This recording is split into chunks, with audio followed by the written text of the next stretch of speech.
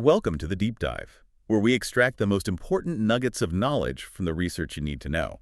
Today, we are taking a deep dive into, well, one of the most critical global trends shaping our 21st century economy.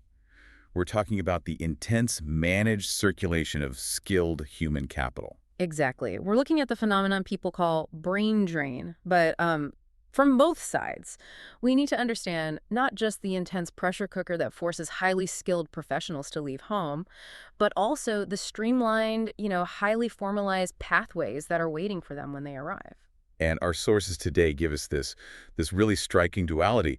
On one side, you've got these strategic, welcoming immigration policies from countries like the US, Canada, the UK, Australia, Germany. These are systems that are literally designed to attract and keep the best talent. And then on the other side, we're looking at the systemic crises, the intense domestic push factors that are driving this exodus from origin countries. We're going to focus in on Nigeria and the Philippines.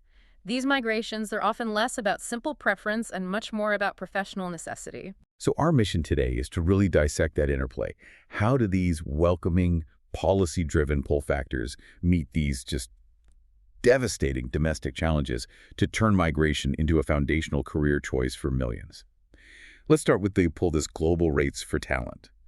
We know that for so many international students, paying those high international fees for a degree, it's almost like a down payment on a pathway to long-term residency. So what does that landscape actually look like for them? It's highly deliberate. I mean, it is very formalized.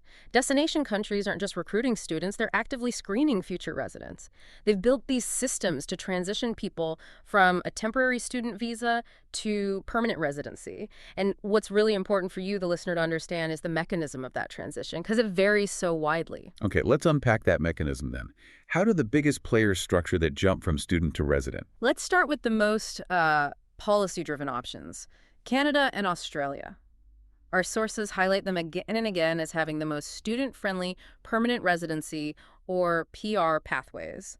In Canada, you'd start with the post-graduation work permit, the PGWP. The PGWP, what exactly is that? It's absolutely critical. The PGWP lets graduates work for up to 3 years without needing an employer to sponsor them right away. It's a bridge. And that 3 years of Canadian work experience then makes them incredibly competitive for the next step. Things like express entry or the provincial nominee programs, the PMPs. These programs heavily prioritize people who already have Canadian education and work history. So Canada's basically running a 3 to 5 year trial period before they offer permanent status. What about the other major players like the UK or the US? They are, generally speaking, more restrictive. In the UK, you might move on to a skilled worker visa. But to get indefinite leave to remain, or ILR, which is their version of permanent residency, that requires at least 5 years, plus constant employer sponsorship, and you have to meet a specific salary threshold that just keeps going up. So it's much more precarious. It is. That reliance on an employer makes it much more precarious than the Canadian or Australian models. And the U.S. I mean, it's still the top destination for higher ed, but the process for staying long-term is notoriously complex. That's right. The U.S. relies so heavily on the H-1B visa, which is lottery-based. It also requires employer sponsorship. And then moving from an H-1B to a green card means navigating labor certification. It's very time-consuming. Compared to Canada, the U.S. puts up significantly more hurdles for international graduates. Which makes the fast-track option from Germany so interesting for high-skilled talent that's really looking for stability. Oh, Germany is streamlining things aggressively. They have the EU Blue Card for skilled workers. And this card can fast-track you to permanent residency in just 33 months, so less than 3 years, or even 21 months if you can show you have B1 level German proficiency. That is a very short runway to stability compared to the UK or the US. What's fascinating here is that this global demand isn't random at all. It's highly selective. We're talking about high-skill migration. Absolutely. The career opportunities directly drive the PR prospects because these countries are prioritizing very specific fields. They're trying to fill critical labor gaps. So you see systems designed to just scoop up graduates in AI, data science, IT, healthcare engineering, finance. They need these skills to stay competitive and, frankly, to support their aging populations. And the policies confirm this. I mean, our sources point out that high-skilled migration schemes are just way less restrictive than low-skilled ones. We're talking maybe 5 to 11 restrictive rules versus, 11 to 16 for low-skilled schemes in a region like East Asia Pacific. And this connects directly to demographic necessity. So many countries, Japan, Korea, Thailand, Malaysia, they're aging rapidly. Their labor forces are actually shrinking. They need foreign workers to sustain their economies. So we see them adapting policies not just for high-skilled professionals, but also specialized visas, for digital nomads in Indonesia or even retirees in Thailand. They realize they have to actively import human capital. Okay, so that is the powerful policy-driven pull. Now let's pivot and look at the intense push factors.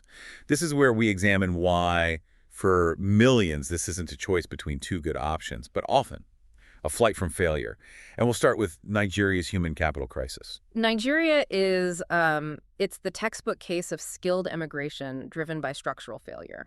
The economy is so dependent on oil exports, and that creates this massive volatility. For skilled professionals, the economic reality is just devastating. The unemployment rate is estimated at 33%. Wow. And when you factor in the financial promise of life abroad, the difference is just staggering.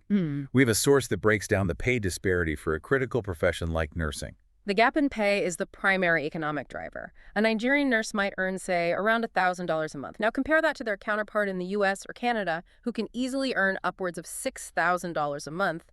That's an approximate six-fold difference in income. 6 times the salary. That's not marginal. That fundamentally changes your entire family's economic future. For someone who spent years and a lot of money on a degree, migrating for that kind of return, it becomes less of a luxury and more of a rational strategy. Exactly. And this is where we can ground this in theory. Human capital theory sees migration as a rational response to maximize the return on your educational investment. You move your skills to the market that values them the highest. But it goes beyond just the money. It's about systemic disillusionment, right? And just the basic ability to do your job properly. Precisely. Pervasive corruption is a colossal push factor. A 2022 survey showed that something like 85% of Nigerians see corruption as widespread in public service. This means resources are just systematically misallocated, leading to crumbling infrastructure and, poor pay in key sectors like healthcare and education. So if you're an engineer or a doctor, you're not just leaving because the pay is low. You're leaving because the roads or the hospitals you need to do your job are constantly failing, and you just don't trust the system to get any better. That lack of opportunity to fully realize your potential, that's the other side of the theoretical coin. It's what we call the capability approach. People migrate not just for higher wages, but for the chance to use their training in a functional environment. When 70% of surveyed Nigerian graduates say their job is unrelated to their degree, the domestic system has failed them. And the consequences of this are devastating, especially in healthcare. The system is hemorrhaging talent. Nigeria needs an additional 400,000 healthcare workers just to meet its current needs.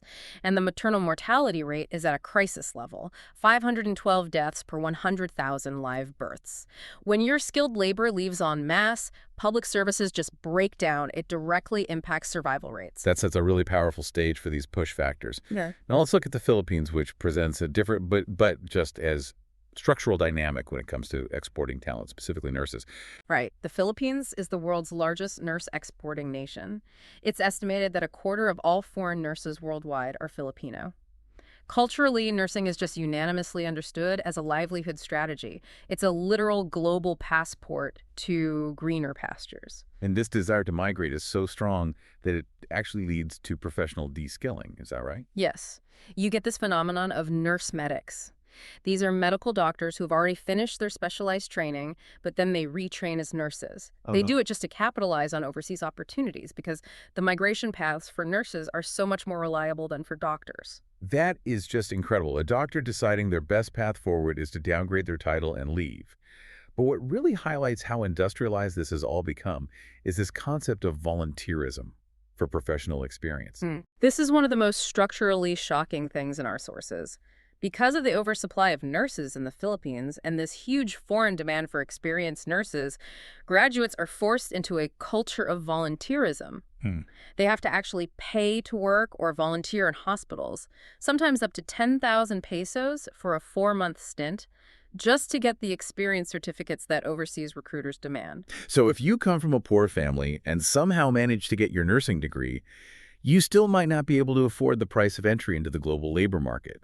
Your family's wealth determines if you can even get the piece of paper that says you're allowed to work abroad. That's the critical barrier. It turns experience itself into a commodity that's only accessible to those with a certain economic safety net.